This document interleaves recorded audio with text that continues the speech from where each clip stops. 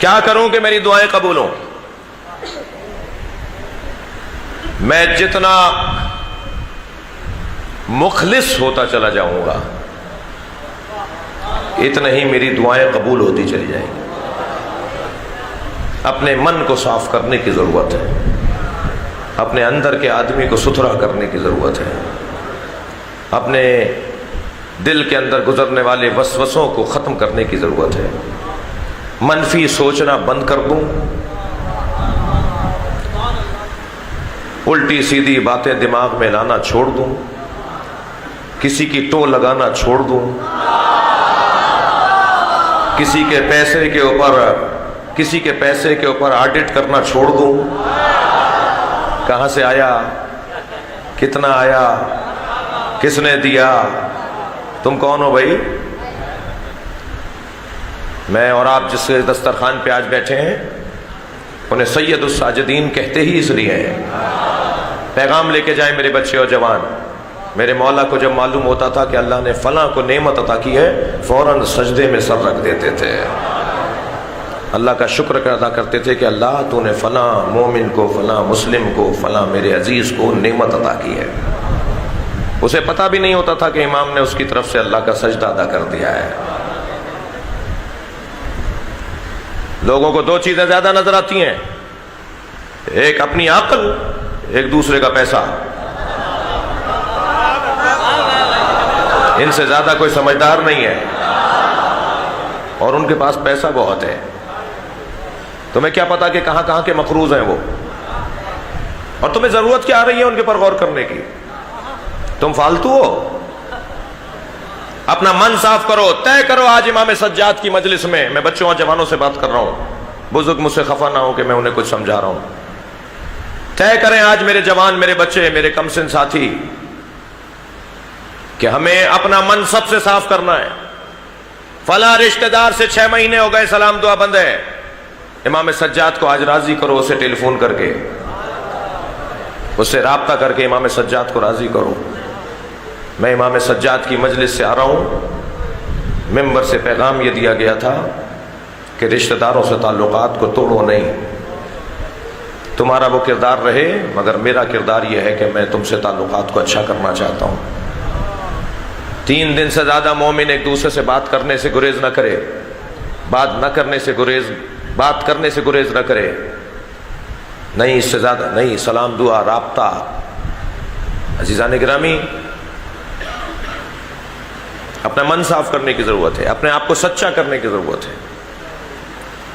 قول انما اعظکم بواحدہ، میں ایک نصیحت تمہیں کرتا ہوں، اللہ کہہ رہا ہے قرآن میں۔ آیات تو 6000 سے زیادہ ہیں مگر نصیحت صرف ایک دفعہ ہی کی ہے اس نے۔ اتنی آیات میں اس نے نصیحتیں بہت کی ہیں مگر انہوں نے نصیحت نہیں کہا، صرف ایک نصیحت تمہیں کرتا ہوں، ان تقوموا للہ، اللہ کی خاطر زندگی گزارو، مثنی و فرادا، مل کر یا تنہا رہ کر۔ میرا ہر قدم مجھے جواب دینے کے لیے ہو کہ یہ اللہ کی خاطر اٹھ رہا ہے یا نہیں۔ بہت ساری چیزیں اپنے گھر میں سجانے کی ہوتی ہیں، اچھے مناظر آپ توغرے بنا کر لگاتے ہیں، قرآن کی اس آیت کو بھی خوش خطی میں لکھوائیے، بڑے فریم میں اسے اچھے فریم میں کر کے اپنے گھر میں لگائیے۔ سورہ تکویر کی آیت ہے، فَأَيْنَ تَذْهَبُونَ، کہاں جا رہے ہو؟ پوری آیت ہے یہ، کہاں جا رہے ہو؟ سورہ تکویر کی آیت، کہاں جا رہے ہو؟ اسے بڑا بڑا کروا کے اپنے گھر میں لگائیے، آتے جاتے آیت ہم سے کہے گی کہاں جا رہے ہو؟ اگر جانے کا جواب ہے تو جاؤ، ورنہ کہاں جا رہے ہو؟ تمہارے پاس جواب ہی نہیں ہے جانے کا، کیوں جا رہے ہو، کہاں جا رہے ہو؟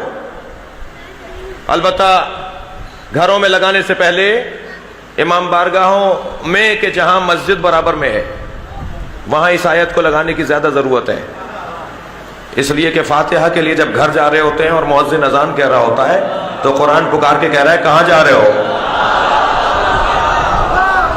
کہاں جا رہے ہو؟ کھانا کھانے جا رہے ہو؟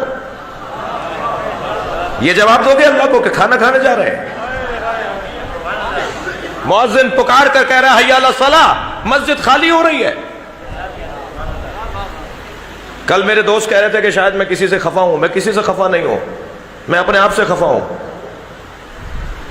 میرے سینے میں آگ لگی ہوئی ہے۔ پیواڑ کی پہاڑی سے لے کے کراچی کے ساحل تک اپنی قوم کے مسائل کو دیکھ رہا ہوں. ہم کن الجھنوں کا شکار ہیں اور کن مسائل کی وجہ سے تشیع کی تصویر بگاڑنے کا سبب بعض لوگ بن رہے ہیں. میں تشیع کی تصویر کو بگاڑوں گا تو مجھے کہاں کہاں جواب دینا ہوگا. خدا کے لیے اپنے کسی عمل سے مکتب کو مجھے شرمندہ نہیں کرنا. لوگ دیکھ رہے ہوتے ہیں کہ شیعوں کے مسجد سے اذان ہو رہی ہے اور یہ مسجد سے باہر نکل رہے ہیں. کہاں جا رہے ہیں جی؟ فاتحہ کی رسم میں جا رہے ہیں. ارے بھائی، بڑے بوڑھوں نے ہندوستانی خاندان میں یہ مشکل ہے، میں بھی اسی خاندان سے ہوں. شاید پہلے وہ مغرب سے پہلے فاتحہ اس لیے رکھی جاتی تھی کہ بھائی لالٹینوں کا دور تھا، چراغوں کا دور تھا، جی اندھیرا ہو جائے گا، یہ گاؤں کیسے لوٹیں گے، تو دن چڑھے اور دن اترنے سے پہلے فاتحہ کی رسم کر لو تاکہ لوگ اپنے گھروں کو چلے جائیں. یہ کوئی قرآن میں آیا ہے؟ کسی حدیث میں آیا ہے کہ مغرب سے پہلے ہی فاتحہ ہوگی؟ میں مجلس میں بیٹھی ہوئی خواتین سے کہوں گا کہ اللہ نے آپ کو مردوں سے زیادہ دین کا جذبہ عطا کیا ہے. یہ مسئلہ بھی آپ کی وجہ سے ہے. اگر آپ اپنے مردوں کو کہہ دینا کہ فاتحہ نماز کے بعد ہوگی تو مردوں میں جرأت نہیں ہے.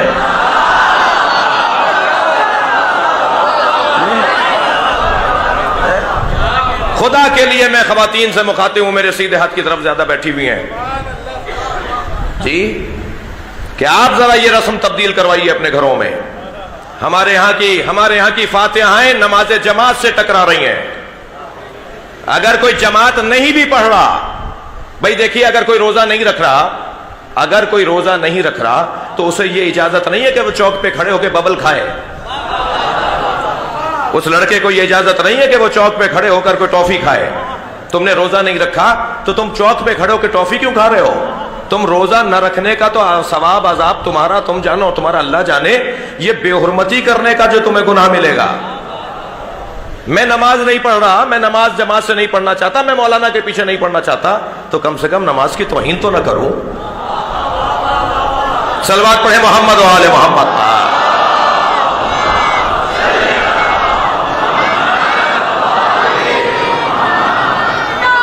خلوص، خالصانہ انداز سے مجھے اپنے دل کو صاف کرنا ہے، اپنے من کو صاف کرنا ہے. چھوڑ دیں لوگوں کی باتیں، کیسے چلتے ہیں یہ، کیسے چل رہے ہیں، کیسے ہنس رہے ہیں. تبصرے، باتیں، فضولیات، گناہ علیحدہ، غیبت علیحدہ، تہمت علیحدہ، وقت کا زیان علیحدہ.